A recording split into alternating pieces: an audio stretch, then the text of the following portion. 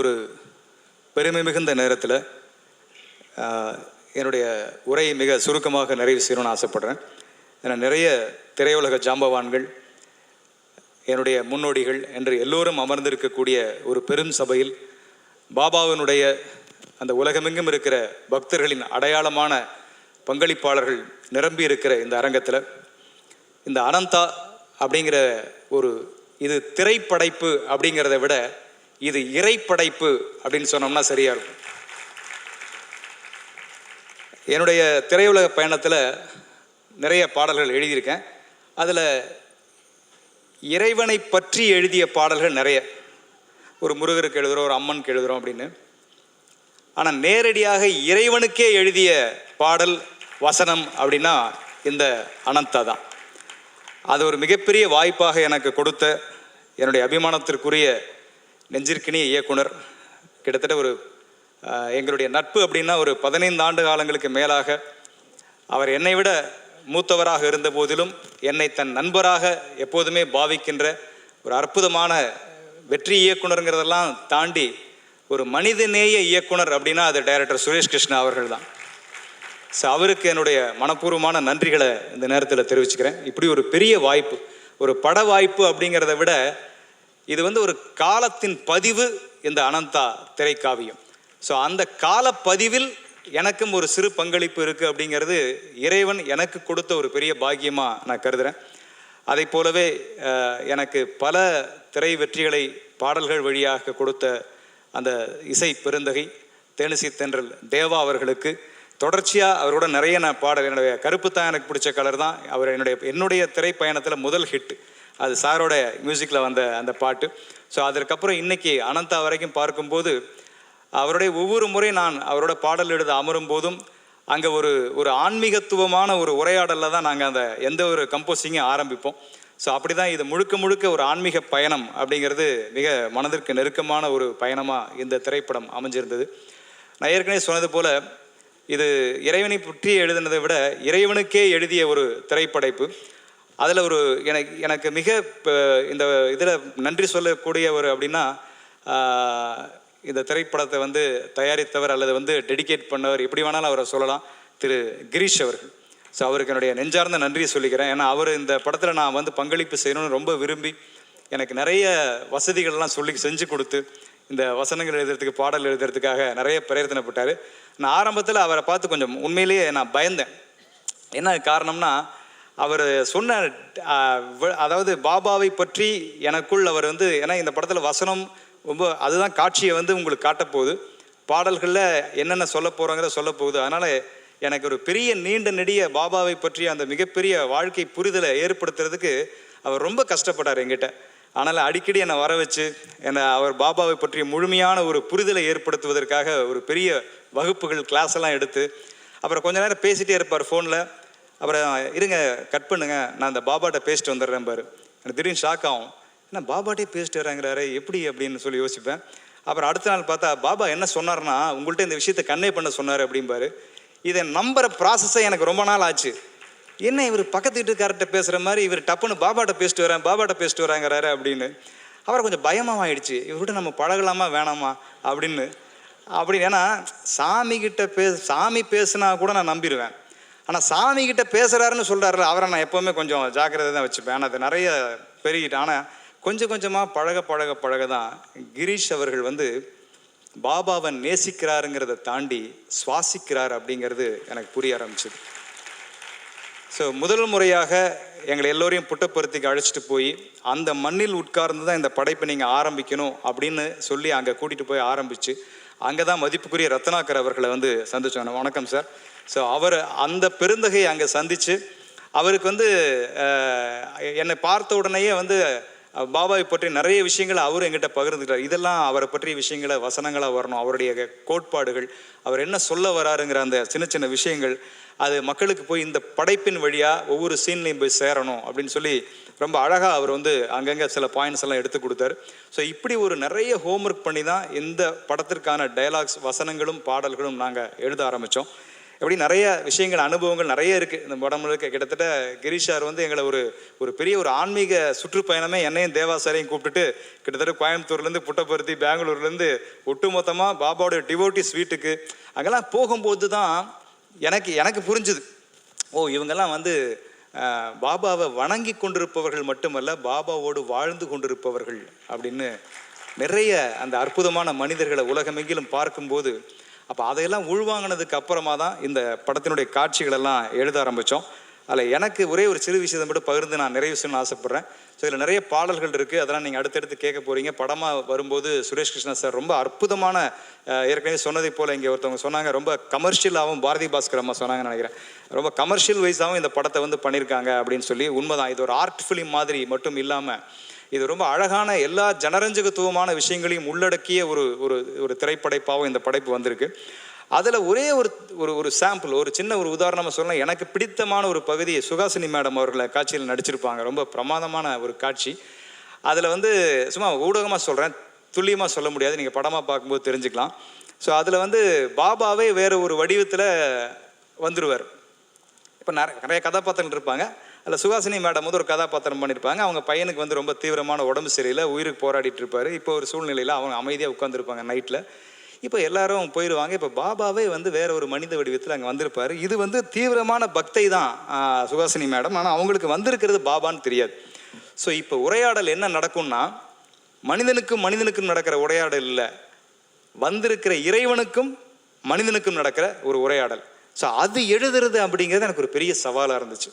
So மனிதன் பேசிக்கொள்கிற வசனம் வந்து நம்மளால் அனுபவ ரீதியாக உணர முடியும். ஆனால் பாபாவே வந்து பேசுகிறாரு, அப்போ அவர் எப்படி பேசுவார் ஒரு பக்தை கிட்ட அப்படின்னு நிறைய விதங்களில் எழுதி பார்த்து அது இன்னும் ஃபைன் டியூன் போயிட்டுருக்கு. இருந்தாலும் இப்போ வந்த வரைக்கும் இருக்கிறதுல ஒரு இரண்டே விஷயங்களை மட்டும் நான் பகிர்ந்துன்னு ஆசைப்பட்றேன். அப்போ அந்த தாய் வந்து தன்னுடைய மகன் குணமாகணும்னு சொல்லி ரொம்ப வேண்டிப்பாங்க. அப்போ பாபா அங்கே வந்திருப்பார் வேற ஒரு வடிவத்தில். அப்போ சொல்லுவாங்க, அப்போ அந்த அம்மா கேட்பாங்க, இது நியாயமா டாக்டர், இந்த மாதிரி உங்களை நம்பி தான் நான் இருக்கேன், ஆனால் இந்த பையன் இப்படி வந்து துன்பப்படுறானே அப்படின்னு சொன்னோன்னே வந்த அந்த பாபா வடிவத்தில் வந்த மனிதர் பேசுவார், நீங்கள் தவறாக கேட்குறீங்கம்மா, முன்ன மாதிரியே கேளுங்க, எனக்கு என் மகன்தான் வேணும் அப்படின்னு முந்தி எவ்வளவு ஆழமான நம்பிக்கையோடு கேட்டீங்களோ இப்போவும் அதே நம்பிக்கையோடு கேளுங்க அப்படின்னு சொல்லுவார். இப்போ அம்மா சொல்லுவாங்க, நான் கேட்குறது கடவுள் காதில் விழுந்ததாகவே தெரியலையே, இது நம்ம மனுஷங்க நிறைய பேருக்கு இருக்கிற ஒரு ப்ராசஸ். இந்த பிரார்த்தனையில் நம்ம நம்பிக்கை இருக்குது பாருங்கள், அது ரொம்ப பெரிய ப்ராசஸ் அது. ஸோ அப்போது இவனுக்கு கேட்குதா இல்லையானே தெரியலையேன்னு கடவுளை பார்த்து திரிட்டு இருப்போம். ஸோ அதுவும் அவனுக்கு கேட்கும் அப்படிங்கிறத நம்ம புரிஞ்சுக்கிறது இல்லை. ஸோ நான் கேட்குறது கடவுள் காதில் விழுந்ததாவே தெரியலையே அப்படின்னு சொல்லும்போது அப்போ பாபா சொல்லுவார், அதாவது நீங்கள் கேட்ட உடனே ஃபோட்டோலேருந்து விபூதி கொட்டணும் அப்படி தானே அப்படிம்பார்.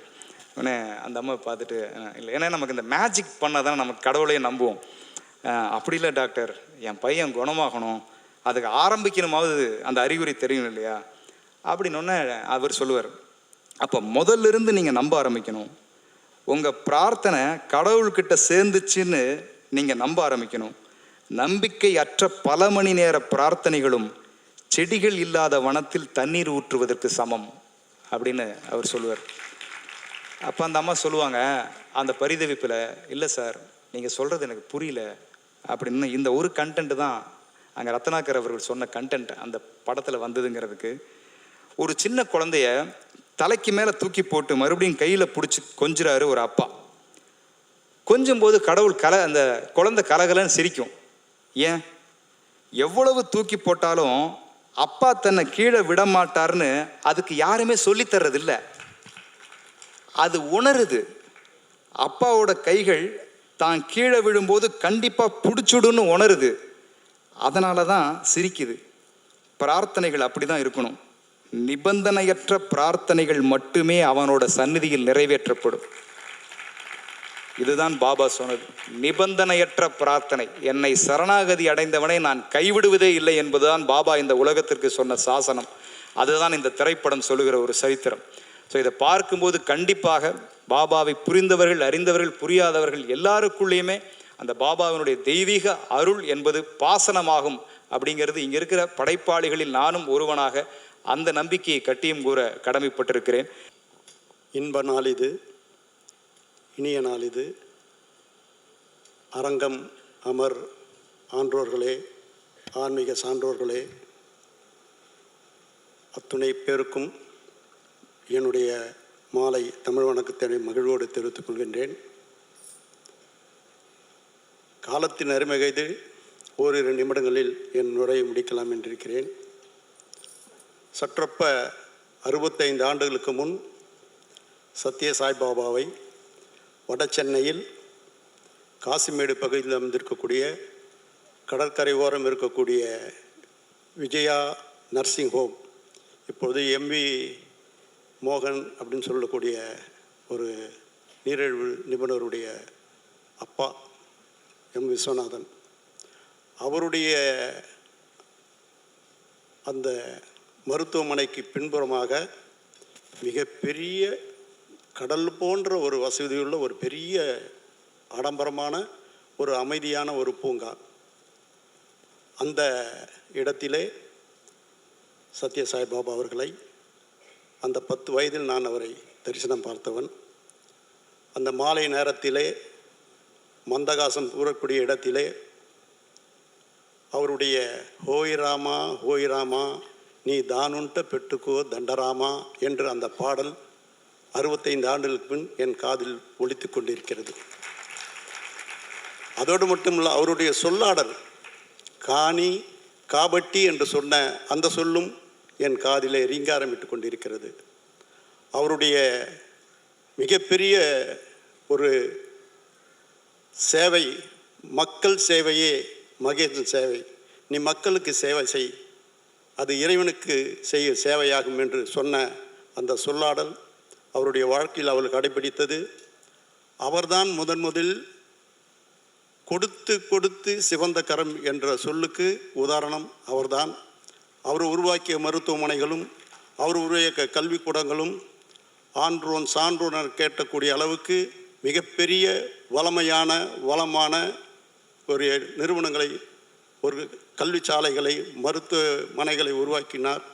அப்படிப்பட்டவருடைய புகழ் அங்கிங்கெனாதபடி எங்கும் பிரகாசமாக ஆனந்த பூர்த்தியாக அகிலாண்ட கோடியெல்லாம் என்று சொல்லக்கூடிய அளவுக்கு அவருடைய புகழ் சிகரத்துக்கு மேல் சிகரமாக அங்கிங்கெனாதபடி எங்கும் ஒலிக்கக்கூடிய பரம்பொருளாக அவர் புகழ் ஓங்க வேண்டும். சுரேஷ் கிருஷ்ணா சாரை பார்க்கும் பொழுது உண்மையிலேயே அவர் பாதம் தொட்டு வணங்க வேண்டும். எப்படிப்பட்ட ஒரு படைப்பை அனைவரும் கண்டு ரசிக்கக்கூடிய அளவுக்கு மிக பிரமாதமாக அவர் படமாக்கியிருக்கிறார். செவியிலே செந்தேன் மழை, புவியிலே தேவா அவர்களின் இன்னிசை, அவருடைய பாடல்கள்லாம் மிக பிரமாதமாக செவி குளிரும் சிந்தை மகிழும். அனைவருடைய கேட்ட மகுடியின் நாதம் கேட்டு மயங்கிடும் நாகம் போல் அந்த பாடல் என் மனதை தொட்டது, அவர் கையை கரம் பற்றியது. அப்படிப்பட்டது என் தம்பி பா விஜய் மிக சிறப்பான பாடலை வசனங்களை உருவாக்கியிருக்கிறார். இந்த படத்தை மிக சிறப்பான முறையில் எடுத்து செல்லக்கூடிய அளவுக்கு மிகப்பெரிய வெற்றி அடையும். இந்த தயாரிப்பாளர்களை உண்மையிலேயே நான் செய்யவில்லையே என்ற ஏக்கத்துடன் நான் இங்கிருந்து நான் விடைபெறுகிறேன். உங்களுக்கு கடவுள் நிச்சயம் அருள் புரிவார். பாபாவினுடைய பாசமும் அன்பும் அரவணைப்பும் உங்களை கவசம் போல் காக்கும். வாழ்க வாழ்க என்று சொல்லி விடைபெறுகிறேன். நன்றி, வணக்கம். Good evening everybody. எல்லோருக்கும் என்னுடைய அன்பார்ந்த வணக்கங்கள். பாரதி பாஸ்கர் சொன்னாங்க ஒரு ஆன்மீக அதிர்வலைன்னு, அந்த ஒரு வைப்ரேஷன் தான் இந்த கதையை பற்றி சுரேஷ் கிருஷ்ணா என்கிட்ட ஃபோனில் சொன்னப்போவே எனக்கு ஏற்பட்டது. அவங்க சொன்ன இன்னொரு விஷயம் கடுஞ்சொற்கள், a lot of bad language and bitterness and there's a lot of bickering and violence that is going around everywhere. இப்போ திரும்பி அதெல்லாம் மறந்து அந்த மாய வலையெல்லாம் நம்மளை விட்டுட்டு ஒரு பியூரிட்டிக்கு வந்த மாதிரி இருந்தது இந்த படத்தில் ஒர்க் பண்ணும்போதே. That is the feeling that we got. And சொல்லுவாங்க எல்லாருக்கும் எவ்வளோ பெரிய ஈகோ இருக்கும், எவ்வளோ பெரிய கர்வமெல்லாம் இருக்கும். ஆனால் when you lose something or when you're completely down and out, when your knees hit the ground of helplessness, some miracle that happens in you, that makes you believe in the world all over again. So I think that has happened to all of us. நம்ம வாழ்க்கையில் எல்லாருக்கும் ஒரு தடவை நடந்திருக்கு. எதுவுமே முடியாமல் கையால் ஆகாத மாதிரி போகும்போது தான் நமக்குள்ள ஒரு மிரக்கல் நடக்கும். அந்த மாதிரி இந்த ஃபிலிம் வந்து, இந்த கதை வந்து மக்களுக்கு போய் சேரணும் அப்படிங்கிறது வந்து எங்களுடைய ஆசை. சுரேஷ் கிருஷ்ணாவோட எக்ஸலண்ட் எஃபர்ட்டு. அந்த படத்தோட ஷூட்டிங் மொத்தமாகவே அவங்க சொன்ன அந்த ஆன்மீக அதிர்வலை இருந்தது. என்னை வந்து காசிக்கு கூட்டிகிட்டு போனாங்க.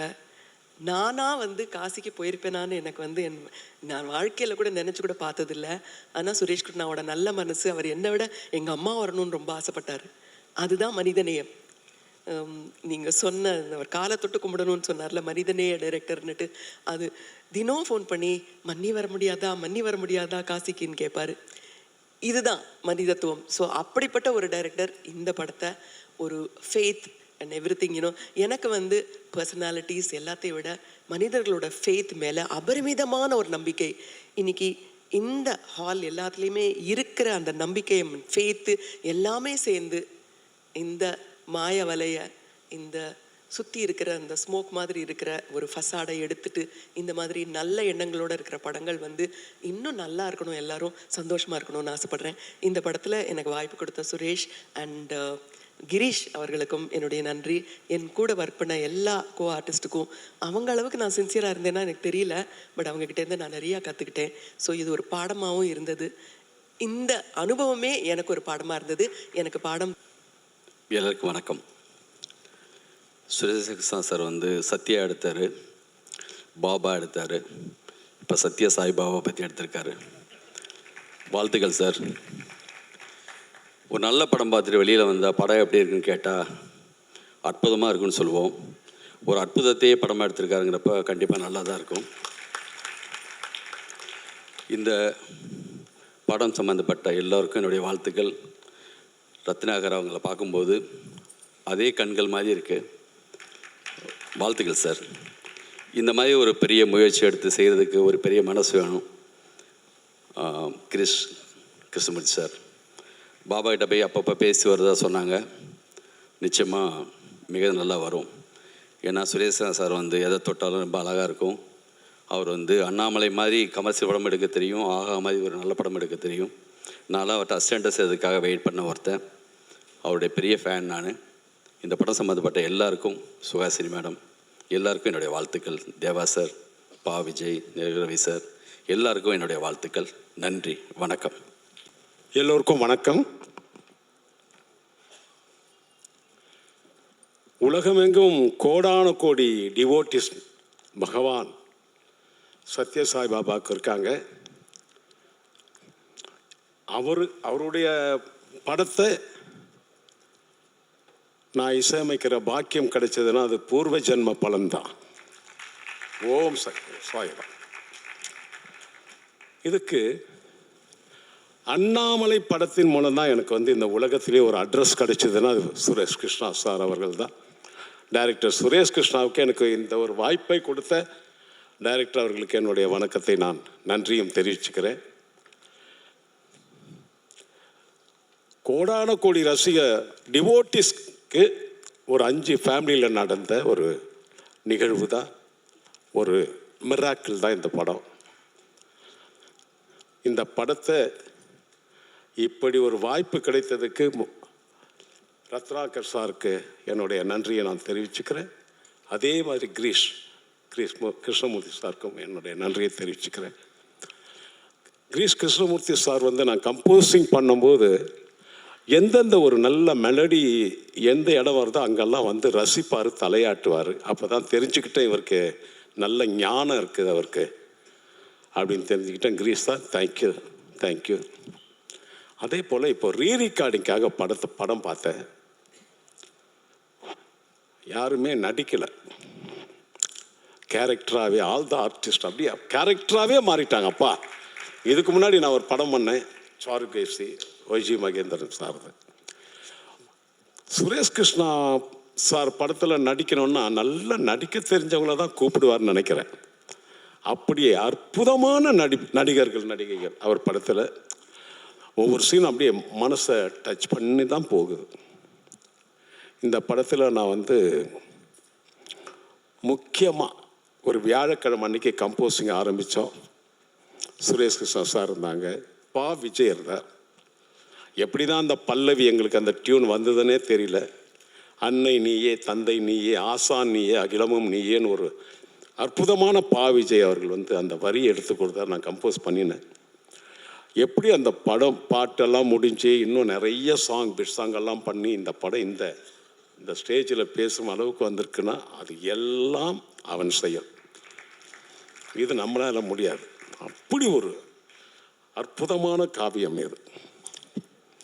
இந்த படத்தை முக்கியமாக நான் நன்றி சொல்லணும்னா என் பாடலுக்கு உயிரூட்டிய பாடகர்கள். ஹரிஹரன் சார் அற்புதமாக பாடியிருக்கார். நீங்கள் கேட்டீங்க என்ன அவர் அந்த பாவம், அந்த வார்த்தைகள் அவ்வளோ அழகாக பாடியிருக்கார். என் தம்பி மனோ அவர்களுக்கும் என்னுடைய நன்றியை நான் தெரிவிச்சுக்கிறேன். சிம்மை அவர்கள் அவங்க எல்லாரும் நல்லா பாடியிருப்பாங்க. இந்தி காயத்ரி பாடியிருப்பாங்க. இன்னொரு இந்தி சாங் குணால் அவர்கள் பாடியிருப்பாங்க. சுரேஷ் கிருஷ்ணா சார் வந்து எனக்கு தமிழ் படம் மட்டுமல்ல, தெலுங்கு, மலையாளம், கன்னடம் எல்லா படமும் குறைஞ்சது ஒரு 25 படத்துக்கு மேலே, டோட்டலாக ஒரு 50 படம் செஞ்சுருப்பேன் அவரோட கூட. ஒரே ஒரு இந்தி படம் செய்யலையேன்னு ஒரு வருத்தம். அது இந்த படம் மூலம் என் ஆசையை நிறைவேற்றி வச்சுட்டார் எங்களுக்கு டைரக்டர் குணால் அவர்களை. இந்தி அந்த ஆந்தம், சுவாமி பகவானுடைய ஆந்தத்தை வந்து நான் பாட வச்சுட்டேன். எனக்கு என்ன ஒரு ஆசை, இந்த ஆந்தம் இப்போ பாடின பாட்டு சத்யசாய் பாபா பகவானுடைய டிவோட்டிஸ் எல்லாரும் பாடணும். அதுதான் என்னுடைய ஆசை. இந்த நான் கம்போஸ் பண்ணி விஜய் அவர்கள் எழுதின சாங்கை எல்லாரும் பாடணும். அதே மாதிரி என்னுடைய சன் ஸ்ரீகாந்த் தேவான் தான் வந்து அசோசியேட் கம்போசராக இந்த படத்தில் ஒர்க் பண்ணியிருக்காரு. அவருக்கும் இந்த நேரத்தில் நான் நன்றியை தெரிவிச்சுக்கிறேன். இதில் எனக்கு ரொம்ப ஒவ்வொருத்தருக்கும் ஒரு இது அந்த அந்த நிலைமை மோசமான நிலைமை ஆகும்போது ஒரு பிட் சாங் ஒன்று வரும். அது இன்னைக்கு போடலை.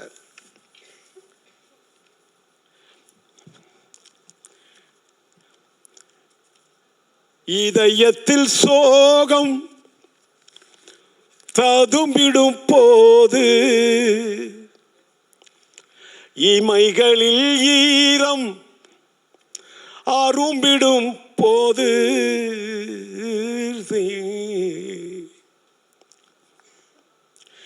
நம்பிய யாரும் விலகிடும் போது, யாருமே இல்லா நிலை வரும் போது,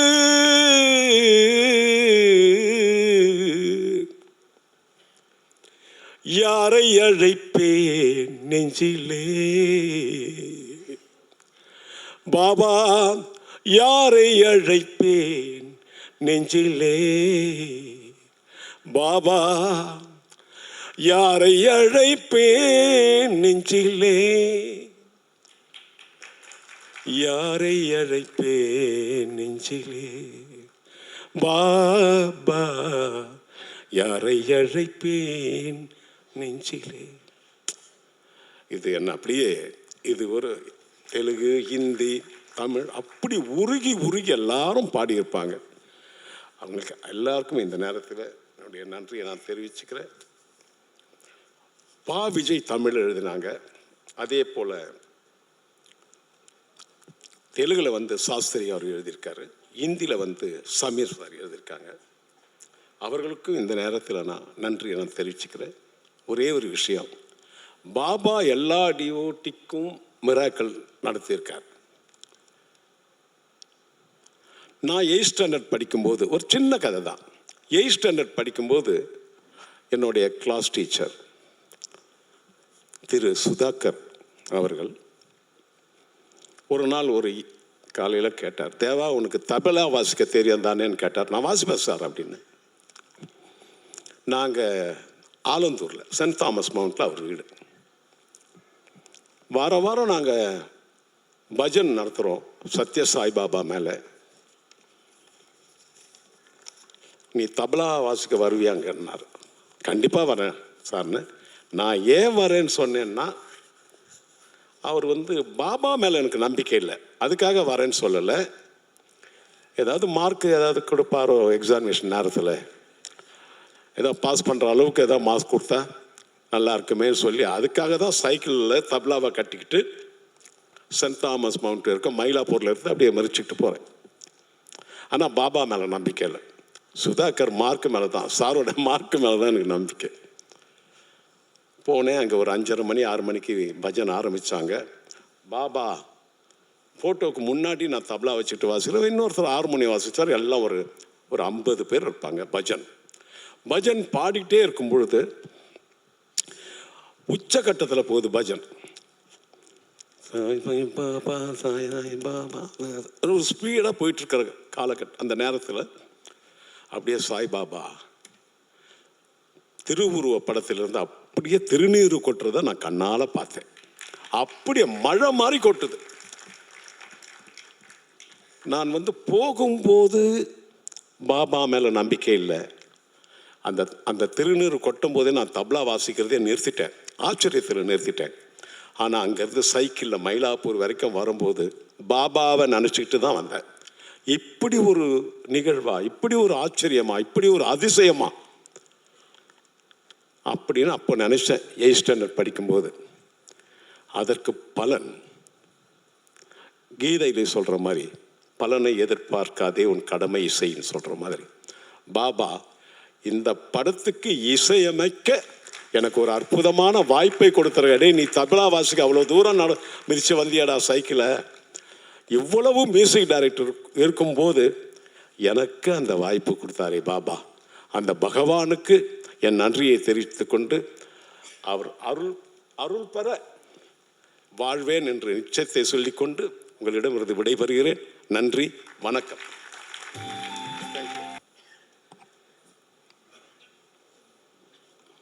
இந்த இனிய மாலை வேளையில் இங்கே கூடியிருக்கின்ற அனைவருக்கும் என்னுடைய ஆத்மார்த்தமான வணக்கங்களை முதல்ல தெரிவித்துக் கொள்கிறேன். அன்பு, அகிம்சை, அமைதி போன்ற பல விஷயங்களை சொன்னவர் தான் சத்ய சாய் பாபா. இவருடைய படம் மிகவும் ஜனரஞ்சகமாக இருக்கும் அப்படின்னு இங்கே பாரதி பாஸ்கர் அவர்களும் சொன்னாங்க. அதை விஜய் அவர்களும் வவுச் பண்ணார். அதில் ஆச்சரியப்படுறதுக்கு ஒன்றுமே இல்லை. ஏன்னா பாபாவே ஜனரஞ்சகமானவர் தான்.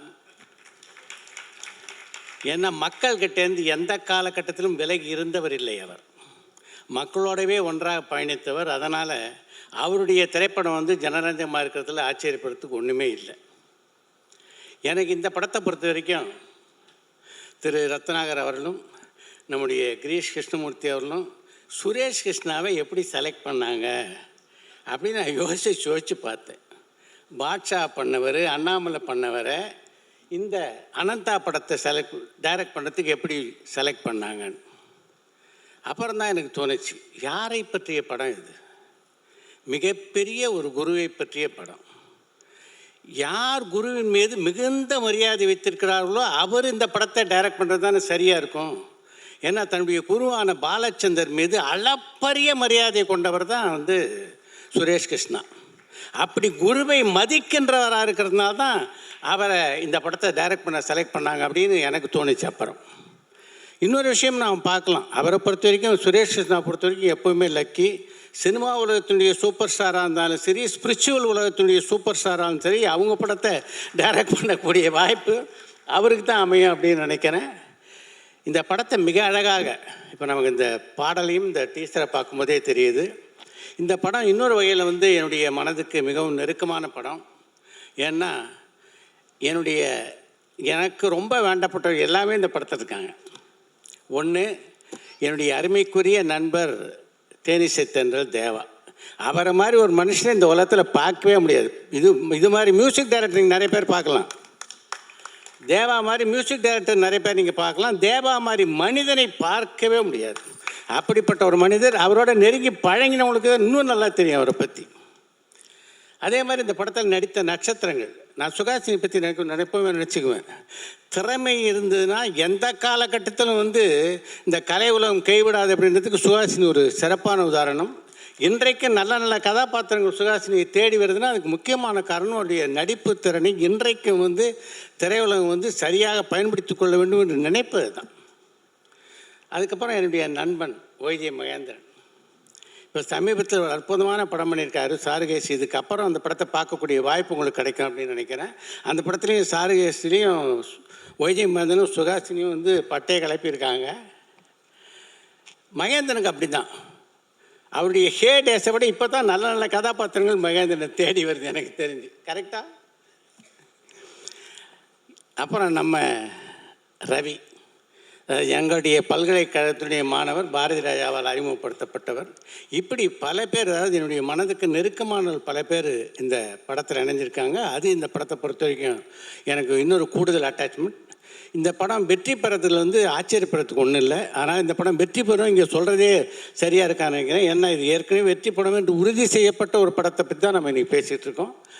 இந்த வாய்ப்பை நான் வந்து அப்பப்போ சினிமாலாம் நடிக்கிறேன். ஆனால் சுரேஷ் நான் அந்த படத்தில் நடிக்கிற வாய்ப்பு எனக்கு கொடுக்கலன்னாலும் இந்த மேடையில் பேசுகிற வாய்ப்பு கொடுத்து அதை ஓரளவு நிறைவு பண்ணிட்டாரு. இந்த விழாவில் பங்கு கொண்டதை வந்து எனக்கு கிடைத்த மிகப்பெரிய ஒரு வாய்ப்பாகவும் பாக்கியமாகவும் கருதிய நன்றி, வணக்கம். இவ்வளோ பெரிய லெஜெண்ட்ஸ் எல்லாம் பேசிட்டு போயிருக்காங்க. So I don't know what to talk only because I feel like a small ant in front of all these big people. But first of all, thanks to Baba for giving this opportunity because the Guru is the one first who chooses you.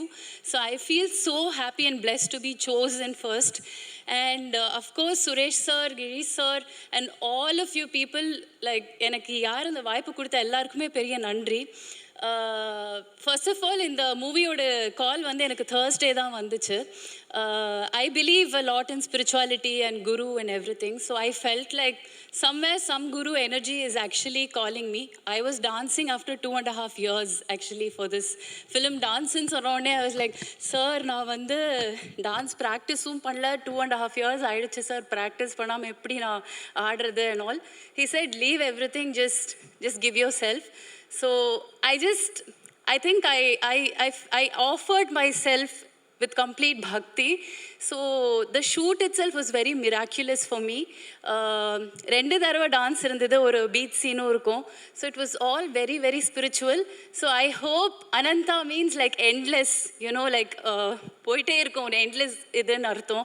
So அந்த மாதிரி spirituality should flow in everyone endlessly. And I think kindness is actually quite missing in the world now. I really hope with all this positive energy over here, kindness should flow like ஒரு நதி மாதிரி ஓடணும், kindness in the world. I really pray for that. Thank you for giving me this opportunity. Thank you. And of course, you're doing a great job. She looks very pretty and I really love the way you're anchoring. Thank you. எனக்கு அதாவது எங்கள் அம்மா மேடை நாடகத்தில் சத்யபாமா, புகழ்பெற்ற மைத்தலாஜிக்கல் பௌராணிகம், அதில் அம்மா நடிப்பாங்க. எங்கள் அப்பா ஹார்மோனிஸ்ட்டு. நான் சின்ன வயசில் பாபா கிட்ட கிருஷ்ண துலா பாரம் அந்த ட்ராமாவுக்கு ஒரு 2 times போயிருக்கேன். ஒரு 7-8 வயசில் ஒரு வாட்டி, 11, 12, 13 வயசில் ஒரு வாட்டி. அப்போது நான் சைல்டு ஆர்டிஸ்ட் ஆகிட்டேன் ஃபிலிமில். பாபாவை பார்க்கும்போது, அவ்வளோ க்ரௌடு பார்க்கும்போது எனக்கும் ஏதாவது கையில் கொடுப்பாரா அப்படின்னு சொல்லி ஆசைப்பட்ட பக்தர்களில் நான் ஒருத்தன். எங்கள் மதருக்கு அவர் உட்கார்ந்து அந்த பத்திய நாடகம் அப்படியே பார்ப்பார். மினிமம் 2 hours அந்த ட்ராமா. நார்மலாக 3.5 hours 4 hours போகும். பட் அங்கே அந்த இது பண்ணிவிட்டு 2 hours கண்டிப்பாக பாபா உட்கார்ந்துருப்பார். அதுக்கப்புறம் எனக்கு பாடுகிறான பிறகு ஒரு 3-4 வாட்டி வாய்ப்பு கொடுத்தாரு. எனக்கு பெரிய சந்தோஷம் என்னென்னா, 70வது பர்த்டேக்கு ஒரு 35 லட்சம் பேரில் பாபா அவர்கள் தங்க ரதத்தில் வரும்போது எனக்கு ஸ்வாகதம் சுஸ்வாகதம் ஸ்வாகதம் ஸ்ரீ சாயிநாதா ஸ்வாகதம். இது 35 லட்சத்துக்கு முன்னாடி ஹெலிகாப்டர்ஸில் அந்த ஃப்ளவர்ஸ் கொட்டும்போது நான் வந்து அங்கே 13 சரணம் ரிப்பீட்டடாக பாடிட்டுருக்கேன். அதாவது 32 டைம்ஸ், 46 நிமிஷம். சுசீலம்மா அவர்கள், வாணிஜம்மா, ஜெயராம் அவர்கள், சுனில் கவாஸ்கர் அவர்கள், எவ்வளோ பெரிய பெரிய ஜாம்பவான்கள் கோரஸ் பாடிட்டுருக்காங்க. திரும்பி பார்த்தேன், எனக்கு தெரியல. ஸோ திருப்பி 100வது ஆண்டுக்கு எனக்கு பாபா அவர்கள் வாய்ப்பு தந்ததுக்கு பாபாவுக்கு என்ன நன்றி சொல்கிறது தெரியல. பாடுவதற்கு, இந்த படத்தில் பாடுவதற்கு வாய்ப்பு தந்தாங்க சுரேஷ் கிருஷ்ணா அவர்கள். அவர் தேடிட்டே இருக்கார் லிரிக்ஸு. தெலுங்கில் பாடினேன் அந்த bit songs. Thank you so much தேவாண்ணே. ஒரு சின்ன வயசுலேருந்து, அதாவது இந்த ஜென்மத்தில் எதிரில் பார்க்குற தெய்வம், அவரை பார்க்குறதுக்கு சின்ன வயசில் அம்மா அப்பா கொடுத்தாங்க வாய்ப்பு. அதுக்கப்புறம் சினிமா கொடுத்தது அவர் பார்க்குறதுக்கு பாடகராக. அப்புறம் இந்த 100வது ஆண்டில் படத்தில் நீங்கள் சுரேஷ் கிருஷ்ணா அவர்கள் சார்பில் பாடுறதுக்கு வாய்ப்பு தந்ததுக்கு மிக்க நன்றி. Thank you so much. Ashil, this is for you.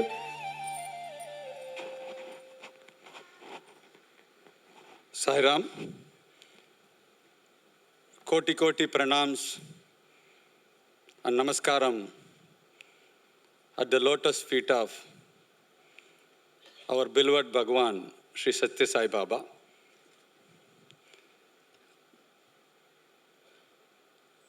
Continuously everybody is saying, producer, producer, producer. I am no way eligible, capable, or entitled for that particular title.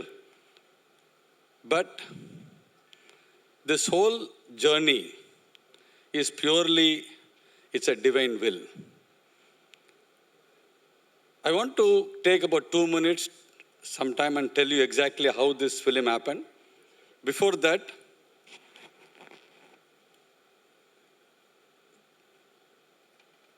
we all devotees call Swami in a loving manner.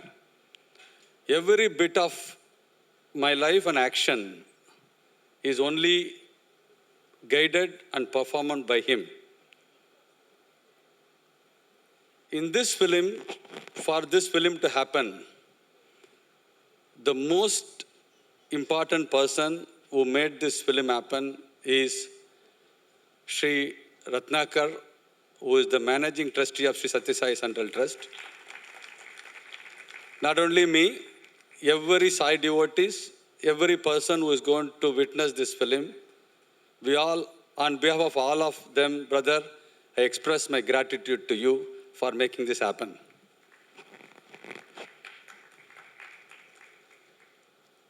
And the second, there is not, last 20-25 years, in 2004, Swami asked me to come to India and be with him. He gave me 2 days time to come to India. And I was living in the US for about 14 years. From that time, there are several hundreds and thousands of Sai devotees are behind his mission, helping every action of that. In this film, there are a lot of volunteers and Sai devotees. They made this film happen. So I request that this is more of a dedication. It is dedicated to Swami rather than produced. So that is my humble feeling. And Chitra Lakshman sir mentioned, how did you select Suresh Krishna as the director of this film? I have not selected. This is exactly the way it happened. Somewhere in the month of June, I went and met Mr. Ratnakar and requested us that we'll produce an anthem song for 100th birthday. He readily agreed. Then I've been working for about 20-25 days to see how do we create a beautiful offering to Swami for the 100th birthday, a beautiful anthem song. But nothing was moving. Whatever I was trying, whomever I was meeting, nothing was moving. And one day I was praying to Baba in the morning. That time, he showed the face of director Suresh Krishna. I did not know Suresh Krishna before, but I know his face because I've seen his face in media and books, and I didn't know before that. So I asked one of my friend who is close to Suresh Krishna to call him, see whether I can speak to him. So I landed in Delhi on my business meeting. Then I got the Suresh Krishna's number and called him. And I told him about, sir, like I've been inspired to do an anthem song, but it's not happening. And I don't know why I need to speak to a movie director. I'm not intending to take a film, but still I want to tell you. On the other side, Mr. Suresh Krishna literally on tears and cried. He sobbed for 2 minutes and he told, sir, I don't know. I've been waiting to do a film on Swami and Baba for last 15 years. And every day I was praying for it. So the answer, this film is an answer for his prayer. This film is an answer for millions and millions of devotees of Swami. And I've been part of this journey. I'm not a filmmaker. I don't know anything about film. But I need to thank Suresh Krishna that to accept me as a student in the filmmaking and learning very fast with him. And so given today's evening, this film, when we conceived, the single thought of briefing I suggested to Mr. Suresh Krishna is, sir, every Swami's devotee, if they see this film, they need to overwhelm with devotion and love for Swami. Every person who has heard about Swami need to learn more about Swami. And anybody who has not heard about Swami, they need to become curious about Swami. And everybody should understand where this one greatest phenomenon, the most precious phenomenon of the mankind in the history of the world. Yet no phenomenon in the world we have noticed when that spiritual phenomenon was alive in a physical body. Millions and millions of people in more than 150 countries following single person in the history of the world nobody heard. And that all happened, this person did it in a small village called Puttaparthi. And we made everybody to come there. And I said, everybody who is not knowing about Swami, they need to become curious about him. That is what this film is. And I once again express my greatest gratitude to Swami to accepting me as one of the tiniest instrument to perform this. And thank you for everyone who was involved in this project, all the actors, support staff, technicians. I got a new loving. Heart is full, the words are few. When your heart is full of joy, you don't need to speak. You need to just enjoy the whole ambience. That's the exact experience I'm going through here. It's a completely new experience for all of us, those who have been in Sai Mission. We haven't been to this kind of a film launch and an audio launch of this kind of thing. For us, it is a completely a different side of a different experience what we go through, and we are more at ease in those congregations. But I was just sitting and thinking why I am brought here today. To just hardly another 10 to 12 days is Baba's 100th birthday, and millions of people are looking forward, and lakhs of people are coming to Puttaparthi. Now what am I doing in Chennai here in this evening is what I was thinking. But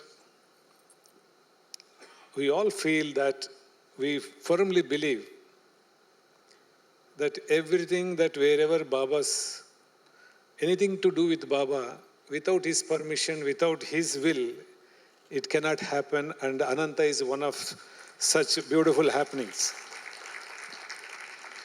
In fact, Brother Girish couple of times when he was talking about film, I used to be worried, what is happening to him? Why is he going into film production? And couple of times he discussed with me, and Suresh Krishna ji also came. His team came to Puttaparthi. The anxiousness, but only whatever extension of our, whatever support we did, let me place it on record. I did it only because Girish was very enthusiastic about it. And Girish, again, I want to tell from this stage, I did it only for you. That's because I saw so much of love he was holding for Swami, and he wanted to do something on this birthday. So we extended whatever support we need. I don't know, whatever required. Sometimes some moral support also will be very helpful, saying, wonderful job. But I think this film should be a new era for Sai devotees, new kind of experience for Sai devotees to see Swami on a commercial scale or on a film. There are films which we have 20,000 hours of footage of Swami's videos in our archives. I don't think any human being would have been filmed so much unless he is doing in some film industry, but a normal person don't get filmed so much. We have that kind of footage. I think he must have been the most photographed person on this planet. He must be. Because from the age of some 15, 16, 20, he's been being photographed, and almost we have every year, perhaps every month we'll have some photographs of Baba in his entire lifespan. So, and different people have taken, and so lovingly they have all reached those photographs to our archives, and we have a huge archives built in Puttaparthi, where it houses all Baba's artifacts and Baba's related footage and pictures. But, you know, this is something, a new type of storytelling in a filmy way. And I'm really enjoying Girish and Suresh Krishna sir, and this evening has been fantastic. And the name is Ananta. I'll tell you, it's a one different experience with Baba. Whenever we think of him, it's a sort of energy for all the Sai devotees.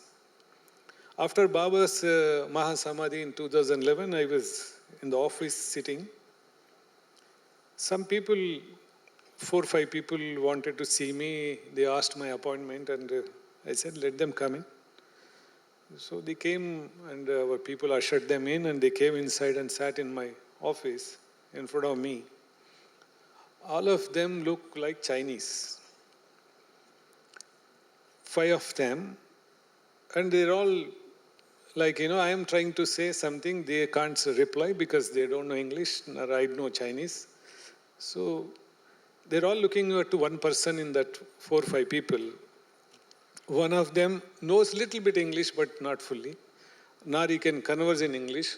Some words he can say. So in that process, I asked him, what is that you have come for? They put an album in front of me, and they asked me to go through. That man was saying, little, see that, see here. I was opening and seeing. There's a barren land. I said, what is that you want to do? They said, we want to build a Sai Mandir. I said, where? He said, in China. I said, in Sai Mandir in China? I thought they don't know that Baba has left physically. I thought they have not understood what has happened. It is just after 3 months after Baba's passing, Baba's Mahasamadhi. So I was wondering, what happened to these guys? Do they understand what is Mahasamadhi? That kind of things were going on, but they were saying, yes, sir, we know about all that. We want to do this project, and we want you to come and inaugurate. That is how I could understand after a little conversation. Why to discourage them? I said, okay, do it. Very nice. I definitely will come. Exactly after 1 year. This has happened in 2011, maybe in, say, July, August. Exactly after 1 year, again some 4 or 5 fellows, they're waiting and asking for an appointment, and again they have come back. Again, Same story, they can't speak and I can't speak. So again they put an album in front of me. I see an album, huge mandir of Baba in China. In Guangzhou province, there is a huge mandir of Baba. They have built in 1 year. They have come back in the next year and again an album is put and I am seeing the album. It's a 15,000 square feet hall. And almost Swami's picture is some 10-12 feet and they have named it as a Baba Mandir. It's a Baba Center, Sai Baba Center. I said, will the government allow you to do all this in China? They said, no sir, we have taken the permission of the local government and there's no problem, they have agreed. Now, when you say Ananta, after Baba's Mahasamadhi, in China, can anybody imagine anywhere a Baba's Mandir coming up in China? So, Baba can reach any place, that is what we believe, our experience has been like that. And especially coming to Chennai has been a very, very beautiful experience for me with Baba. So many times I had an opportunity to come here in Chennai. And Baba also has a very strong devotee base in Tamil Nadu. People in Tamil Nadu have really,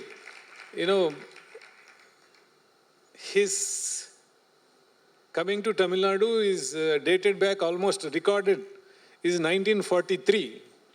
Am I right? 1943 is from Puttaparthi. What is the place? I don't know how he has come here.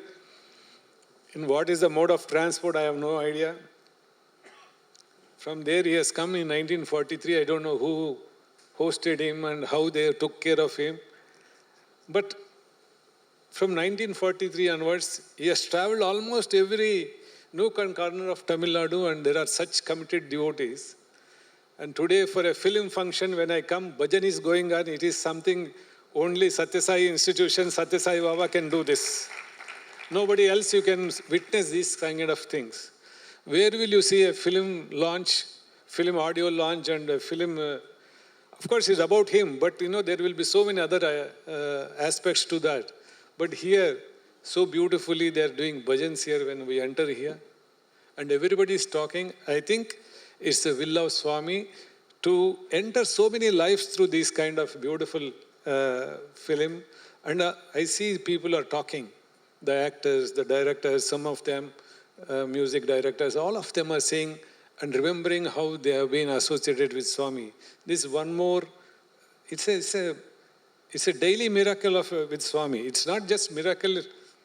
I heard somebody saying also in Tamil, they were talking. There's one Bharati Bhaskar says, it's not miracles. Swami also said, miracle is not very.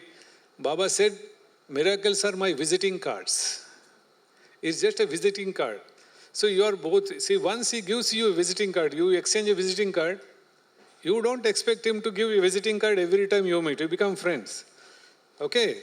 So just for introduction, he said, I am giving you a visiting card. These miracles are my visiting card. I just only give it so that you become, we start a relationship.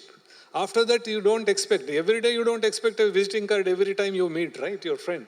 That's how we have to grow out of that. That is what Baba expected and I was so happy that she could tell about that. And every talent is a presence of God. And all the talented people are here. I must say that a beautiful episode that happened in Prashanti Nilayam, Puttaparthi, way back. There was one gentleman, a very, very renowned clarinet player in those days. Maybe sir would have known A.K.C. Natarajan, sir. Very, Irkara? He's not there, I think. He's not there, I think. So,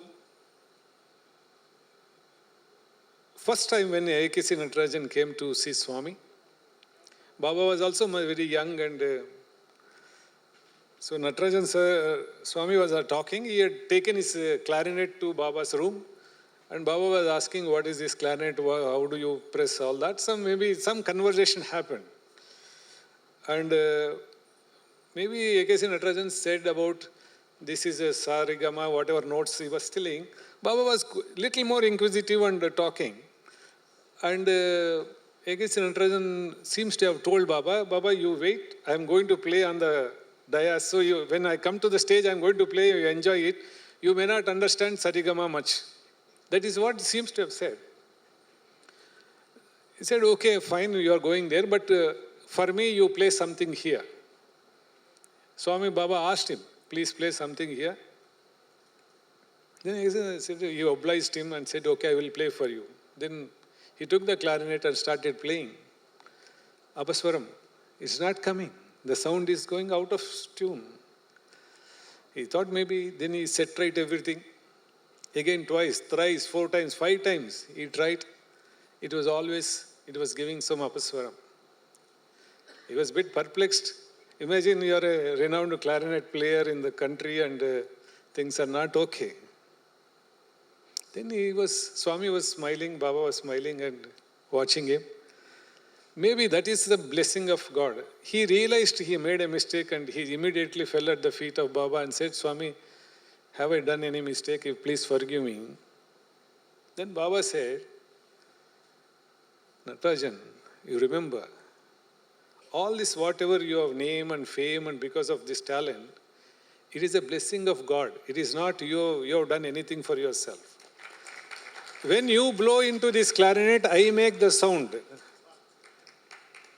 See, when I decide not to make the sound, your apasruti is coming. So always be remembering that every talent in you, hidden in you, is a presence of God. And people like us, we may not realize we have a blessing of God. But all the artists, all the people who are talented, please be, you are blessed because you have the talent.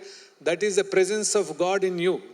So that is a visible presence of God in you. So you're all very blessed, and today we have seen such a lovely inauguration. I think I'm also eagerly waiting to seeing Baba. How much ever we have seen in our lives, so much.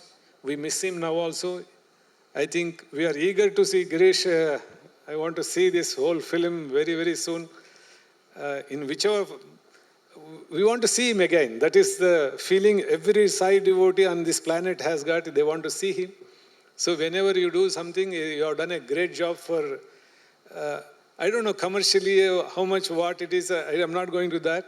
But I feel every Sai devotee will feel happy to see Swami again in some form or other, to connect. Every heart is pining for him. And people who are not into the Sai system may not understand. But for Sai devotees, it's absolutely a delight. I am sure Girish and Suresh Krishna sir's magic will work, and Baba will bless you all, and I am sure these prayers and blessings of millions of devotees will be there. And Girish, one small advice, don't get into any other films other than Swami. Please, I don't want you to be going to any other films. Sir, anybody wanting to be producer, please forget about it. We will not allow him to do that. And Girish, I think you are coming back with me tomorrow. Yeah? Okay, we will not leave you back anywhere in any of this, because he's a very dear friend and we want him to be with us. And this is the only, when he told me I'm going to produce film, I was a bit worried also for him. So, all the very best, Girish and Suresh Krishna sir, very, very happy that you have done such a wonderful work and wonderful thing. And may Swami bless everybody in this evening.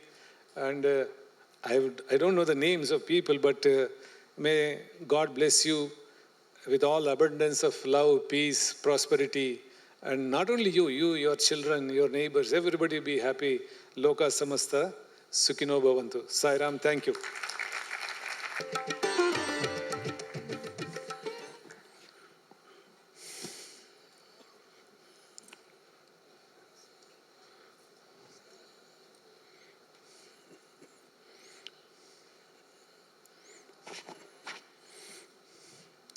Sai Ram.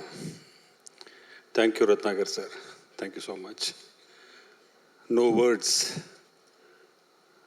to praise, to tell my happiness. Words fail me. From the time I met you until today, I just feel so much of love you have showered on me. I'm really thankful, sir. So, thank you, Girish sir, for this project. You are a unique person. I don't know how to thank you for this lovely project.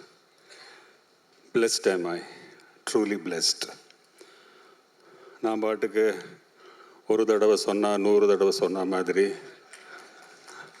மல்லடா Annamalai சத்யாடா Sathyamoorthy இதை சொல்லின்னு படம் எடுத்துட்டு இருந்தேன். நல்ல படம் எடுப்பேன் அப்போ ஆஹா சங்கமம் எல்லாம். திடீர்னு ஒருத்தர் வந்து சத்ய சாய்பாபாவோட அருள் மேலே மிரக்கல்ஸ் மேலே ஒரு படம் எடுங்கன்னு சொல்லிட்டாரு. அது கமர்ஷியலாக வேணும், அங்கே தான் ஹைலைட்டு. பக்கா கமர்ஷியல் படமாக இருக்கணும் சார், உங்களோட பாஷா மாதிரி சீன்ஸ் வேணும், எல்லாம் வேணும். ஆனால் ஒரு மிரக்கல், ஒரு பியூட்டிஃபுல் சினிமாவும் இருக்கும். டாக்குமெண்ட்ரிலாம் வேண்டாம் எனக்கு. பாபா மாதிரி யாரும் நடிக்க மாட்டாங்க, ஆனால் பாபா படமாக இருக்கணும். கொடுக்குற சேலஞ்சை பாருங்கள், வித்தியாசமாக கொடுத்துட்டாரு. But the whole Joy was இந்த ஜேர்னிக்கு ரீசன் வாஸ் வே பேக் 2009 ஒரு மிரக்கல் அப்போவே நடந்தது. அது என் நண்பர் சாய் ஸ்ரவன் அப்பப்போ சொல்லுவார், சுரேஷ் சார் ஒரு பாபா மேலே பயோபிக் பண்ணணும், நீங்கள் வாங்க புட்டபர்த்தி வாங்க சுவாமியை பார்க்கலாம் சொல்லிகிட்டே இருப்பார். சரி ஏதோ இன்ட்ரெஸ்டிங்காக சொல்கிறாரு, நமக்கு சினிமா தானே அப்படின்னு 2009 நான் first time I went to Puttaparthi. அதுக்கு முன்னாடி சுவாமி இங்கே சென்னையில் அவர் மங்களாரத்தி நடக்கும் கார்த்தால நான் பார்ப்பேன், சந்தோஷப்படுவேன். ஆனால் அவரை மீட் பண்ணதே இல்லை பர்சனலாக.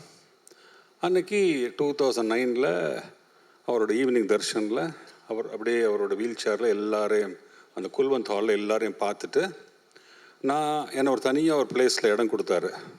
என் பின்னாடி 2-3 நண்பர் இருந்தாங்க. வந்தார், அந்த வண்டி அவரோட ஸ்டாப் ஆச்சு. கரெக்டாக என்கிட்ட வந்து அவரோட வீல் சேர் நிறுத்திட்டார்.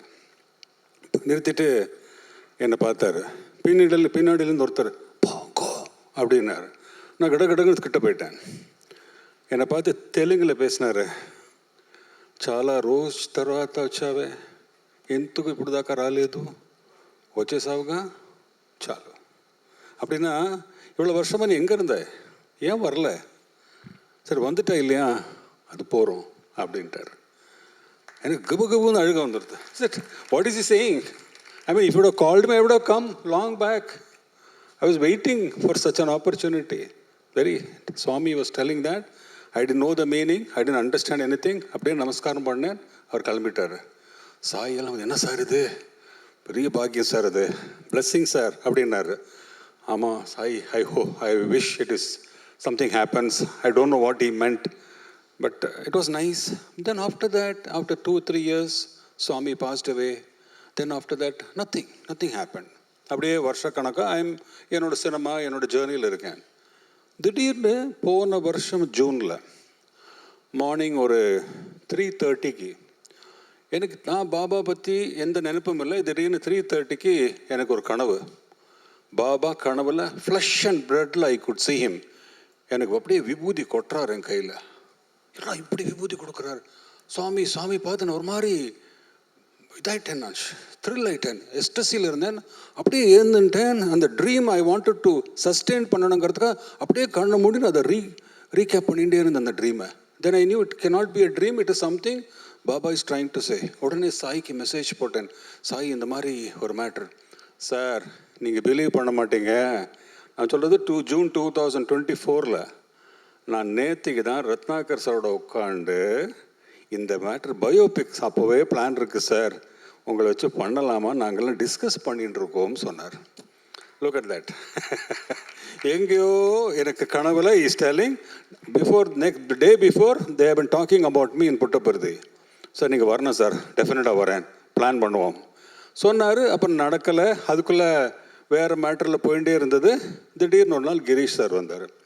சார் இந்த மாதிரி எனக்கு ஒரு ட்ரீம் வந்தது, I want to make a film, உங்கள் முகம் வந்தது சார், நீங்கள் பண்ணுறீங்களா கேட்டாங்க. அவர் சொன்ன உடனே என்கிட்ட அன்னைக்கு சுவாமியோட நான் பேசுகிறது ஒருத்தர் ஃபோட்டோ எடுத்திருந்தார். உடனே அந்த ஃபோட்டோ ஒரு வாட்ஸ்அப்பில் அனுப்பினேன். சார் அதை மறக்கவே மாட்டேன் சார் இந்த ஃபோட்டோவை. ஐ met Swami so close and what he said I'll never forget, sir. If this is what he meant that day, then yes, I'm waiting. Please come, sir. வந்தார். கதை வந்து என்ன சொன்னார், சார் இந்த மாதிரி கமர்ஷியலாக ஒரு தடவை 100 தடவை அந்த மாதிரி ஏதோ மசாலா படம் எடுக்கிற மாதிரி சொல்கிறாரு பாபா படத்தை. சார் விளையாடாதீங்க சார், கலாட்டை பண்ணிருந்தேன். தென் he said, I want each and every Swami devotee should just go in ecstasy. அவளுக்கு அந்த 100வது வருஷத்தில் they should be thrilled. At the same time, new devotees, people who have not known about Baba, they should see and they also should feel, wow, what a great thing this is. And the feel should come for them also. Do something like that. இப்படி ஒரு script பண்ணுங்க. நான் sir ரொம்ப வித்தியாசமான matter சொல்கிறீங்க, very difficult. இந்த மாதிரி நமக்கு சினிமா எடுக்கிற ஸ்கிரிப்ட் பண்ண தெரியும், இது வந்து I don't know how to make it into script and you're telling it should be commercial documentary வேண்டாங்கிறீங்க. ஸோ ஒரு ஐடியா சொன்னேன், நான் யோசிக்கிறேன் சார், 3 days கொடுங்க டைம். அண்ட் அவர் யாரும் தெரியாது, அவர் சீரியஸாக ஃபிலிம் ப்ரொடியூசர் மாதிரி இல்லை, இவர் நிஜமாக சினிமா எடுப்பாரா, அவர் சும்மா வராரா அதுவும் தெரியல எனக்கு. சரி வந்தார், பேசினார், போயிட்டார். கரெக்டாக அடுத்த நாள் கார்த்தால 3:30 வேக்கப். என்னடா இந்த நேம், ஐம் ஃபுல்லி லைக் ஜெட்லாக்லேருந்து ஏந்தின மாதிரி I'm fully awake. What is happening புரியல. Then I realised some thoughts are coming. நேராக போனேன், லேப்டாப் ஓப்பன் பண்ணேன். Within 1 hour the script was written. That's all. And then you know you are not writing it. You are not writing it. ஏன்னா எங்களோட தாட்டே இல்லை. Laptop முன்னாடி வரும்போது ideas வந்துட்டே இருக்குது. 5 ஃபேமிலி, இந்த மாதிரி கதை, இந்த மாதிரி கதை, என்னெல்லாம் something is coming. I'm just typing 7:30 ஒரு ஃபோன் பண்ணேன். சார் இந்த மாதிரி தாட் எப்படி சார் இருக்குது? சார் இது ஃபென்டாஸ்டிக்காக இருக்குது, இது கொஞ்சம் ப்ரெசன்டேஷன் பண்ணுறீங்களா அப்படின்னாரு. உடனே போட்டு ஒரு ப்ரெசன்டேஷன் பண்ணி, சார் வாங்க சார் புட்டபர்த்தி போகலான்னு அடுத்த நாள் கொண்டு போயிட்டார். நேராக ரத்னாகர் சார் பார்த்து அந்த ப்ரெசன்டேஷனை காட்டிட்டு அவர் அந்த before I tell about that presentation, Puttaparthi அப்போ பார்த்ததுக்கப்புறம் நான் இப்போ போகும்போது இட் வாஸ் அனதர் ஃபீலிங். சமாதியை பார்த்து அங்கே பிளெஸ்ஸிங்ஸ் வாங்கி நான் ரத்னாகர் சார் ஃபஸ்ட் டைம் அவரை பார்க்குறேன்.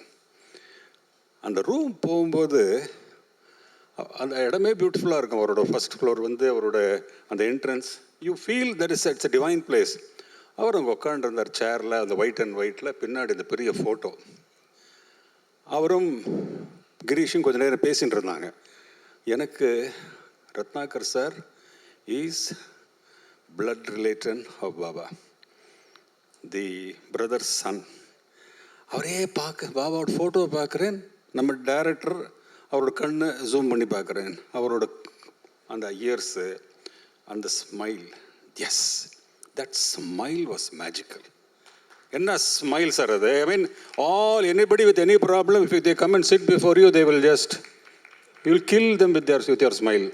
So much of love in it. So much. அப்படியே அதை பார்த்து ரசிச்சுட்டேன் அந்த ஸ்மைலை. தென் அவர் பேசுகிறது சாஃப்ட், எப்போதுமே அவர் இப்படியே தான் பேசுகிறாரு, ரொம்ப சாஃப்டாக, அன்பாக. And he so much dedicated, so much in love with Swami that the way he talks, the way he communicates, you know that he is fully understanding that position. The managing trustee of Satya Sai Central Trust is not an ordinary post. Millions and millions of devotees are there and he has to take anything he does matters. So he was very excited. Sir, நீங்கள் என்ன எடுக்கிறீங்க இந்த படம்? அந்த அப்படியே ஃபுல்லாக அந்த presentation காட்டினேன். 1, nobody will act like Baba. Done, sir. And the film, it should look, yes, I understand cinema, but it should look அதில் எந்த நீங்கள் சாங் எடுக்க போகிறீங்க தப்பான டான்ஸ் மூமெண்ட் இருக்கக்கூடாது. ஏன்னா நீங்கள்லாம் சினிமா எடுக்கிறவங்க மூமெண்ட்ஸ்னால் ட்ரெஸ்ஸு அழகாக இருக்கணும். But is all that he wanted was very true because he was so much understanding the aura of Swami, what he wanted. And you know, ஒரு கல்ச்சர் அங்கே இருக்குது, அந்த கல்ச்சரை மெயின்டைன் பண்ண மாதிரி எங்கள்கிட்ட சொன்னார். That is how we told him, showed all the photos, showed everything. And then the climax was, today in the car from the airport, I showed him the song. just now. And he said, very nice, Suresh. Charles, sir. And the whole thing is, you are doing a film, and at the same time, you need commercial aspects, and you wanted to make an entertainment. But at the same time, a divinity is there. A divine film got a caption, வித்தியாசமாக இருக்கும். ஆனால் படம் பார்க்கும்போது teaser பார்த்துருப்பீங்க, ஒரு 35,000 ஃபீட்டில் ஒரு plane turbulence இருக்குது, ஒரு பேங்க் ராபரி இருக்குது, எங்கேயோ காஷியில் ஒரு எமோஷனல் சீன் இருக்குது. So many varied locations. ஒரு டான்ஸரோட ஒரு ஸ்டோரி இருக்குது. இவ்வளோ ஸ்டோரிஸில் how Baba played a role, the miracles of Baba, the grace of Baba, the compassion of Baba, in every way it is been captured. And for that, extraordinary music by Deva sir. Seriously அந்த situation நான் சொல்லணும். அந்த கம்போசிங், அது live எங்கள்கிட்ட video இருக்குது. கம்போசிங்கில் உட்காந்து நான் sir இதுதான் சிச்சுவேஷன், இந்த மாதிரி ஒரு மேட்ரு சார், விஜய் பக்கத்தில் உட்காந்துருந்தார். அப்படியே சிச்சுவேஷன் சொல்ல சொல்ல அவர் அப்படியே வாசிச்சுட்டு இருந்தார். அப்புறம் அன்னைய தன்னா தண்ணி நீ நீ அவர் படித்தார். பக்கத்தில் விஜய் அன்னையும் நீயே தந்தையும். It was like as if they were waiting to sing and waiting to write. It just came through. Our flowல song was done within 10 minutes. அப்போ சொன்னார், நான் எழுதலை சார், நான் கம்போஸ் பண்ணல சார், தானாக நடந்தது சார். ஃப்ரம் தட் மூமெண்ட் நான் script பண்ணுறதுலேருந்து, song கம்போசிங்லேருந்து, through out ஒரு சீன் எடுக்கும்போதும் மிரக்கல் மேலே மிரக்கல் கண்டினியூ டு ஹேப்பன். ஏன் வைஜி மகேந்திரன் சார் சீனில் கேரளா கதை, அதில் ஒரு சீன் பிகினிங்க்கு ஃபஸ்ட்டு டே ஷூட்டிங்கில் சார் ஒரு கோவில் உற்சவமூர்த்தி வந்தால் நல்லாயிருக்கும் சொல்கிறேன். நான் ஃபஸ்ட்டு டே ஃபஸ்ட் ஷாட் எடுக்க போகிறேன், உற்சவமூர்த்தி வரலன்ட்டாங்க சார். அது கோவில் ஏதோ ஃபங்க்ஷன். அப்போது என்னடா இது சீனே சரி மத்தியானத்துக்குள்ளே வந்துடுமா சார்? வராது சார். அப்போது கேரளான்னா என்னது அழகு, பிளாங்காக இருக்கேன் நான். ஆனால் என்ன சார் பண்ணலாம், ஷூட்டிங் எடுக்கணும், ஏதோ ஒரு we need something. What is beauty about Kerala? மழை தான். உடனே ரெயின் அரேஞ்ச் பண்ணிட்டோம். அந்த ரெயின் ஐடியா என்கிட்ட இல்லை, முதல்ல வந்திருக்கணும், வரல. But when Baba brought that rain and the way the scene was made, conceived, அந்த எடுத்த விதம், அந்த சீனை, it made it beautiful, memorable. நாங்களாம் ஷூட்டிங் பண்ணும்போது கேமராமேன்லாம் என்ன சார் இது இவ்வளோ பிரமாதம் வந்திருக்கு சார், சூப்பராக இருக்குது sir. So you know the divine hand is working there. இதே மாதிரி தான் ஆல் சீன்ஸ், எவ்ரி காஷியெல்லாம் நினச்சி கூட பார்க்கல. First time went to Kashi, அந்த சீன்ஸ், அங்கே லொக்கேஷன், ஷூட்டிங் எல்லாமே came at very well. Most important is ஒரு டீம் எனக்கு செட் ஆச்சு பாருங்கள். ஒரு கேமராமேன், ஒரு எடிட்டர், என்னோட இபிஸ், ஆர்ட் டைரக்டர், எல்லாருமே ஃபேப்லஸ் கான்ட்ரிபியூஷன்ஸ். காஸ்டியூம்ஸ் எல்லாம் அப்படி இருக்கும் படத்தில். ஸோ ஒரு ஃபிலிமுக்கு ஒரு நல்ல டீம் அமையணும். அந்த டீம் ஐ காட். எல்லாம் எடுத்து இந்த படத்தை கிளைமேக்ஸில் அந்த ஆந்தம் சாங் எடுக்கணும். ரத்னாகர் தான் சொல்லிட்டார், இது மாதிரியெல்லாம் இருக்கணும். அதில் ஆந்தம், நம்ம ரெகுலர் சாங்க்கும் ஆந்தம் சாங்க்கும் டிஃப்ரென்ஸ் என்ன? செட்டு போடணும், எல்லாம் இருக்கணும், ஆனால் டான்ஸஸ் இருக்கணும், ஆனால் வித்தியாசமாக இருக்கணும். ஸோ நாங்கள் ஒரு கான்செப்ட் பிடிச்சோம். அதை நீங்கள் மறுபடியும் பார்க்கும்போது தெரியும். ஆக்சுவலாக என்னோடய ஸ்பீச் முடிஞ்சு அந்த பாட்டு ஆக்சுவல் பிக்சரில் வர சாங் போட போகிறோம். இப்போது யூ வில் வாட்ச் இட். நீங்கள் நல்லா நோட் பண்ணுறதுக்கு பாருங்கள். Swami in his lifetime wore 3 colors. One orange, another white, another yellow, which was very அவரோட பர்த்டேஸில் நான் போட்டுப்பார். அந்த 3 ட்ரெஸ்ஸையும் we took it as the main thing. அங்கே 3 ஃபோட்டோஸ் இருக்கும். செட்டில் காஸ்டியூம்ஸ் அவரோட எல்லோ இருந்தால் டான்ஸஸ் எல்லாம் எல்லோ ஒரு கிளாத் வச்சுப்பாங்க. ஒயிட் இருக்கும்போது ஒயிட் இருக்கும். ஒரு கலருக்கும் அங்கே ப்ளூக்கு ப்ளூ, ஒரு மாதிரி ஒரு combination with set and costumes. And Kala master அந்த 50 டான்ஸஸை வச்சு ஒரு கம்போசிங் பண்ணி ஆட வச்சார். It was beautiful, wonderful camera work. It's a song which will be ஒரு ஆந்தம் வர்த்தாக வந்தது எங்களுக்கு. So I'm very happy. So what to say, for all Sai devotees, thank you. I hope you all love this film. And Ratnakar sir, thank you so much. Thank you. Girish sir, thank you. Deva sir, thank you. And all the other dignitaries who spoke on the field, on the stage, thank you everybody. Last but not the least, இந்த படம் உண்மையாகவே divine ஃபிலிமாக இருக்கும். எல்லாம் ரசிப்பீங்க. ஏன்னு சொல்லுங்கள், நான் ஒரு தடவை சொன்னேன்.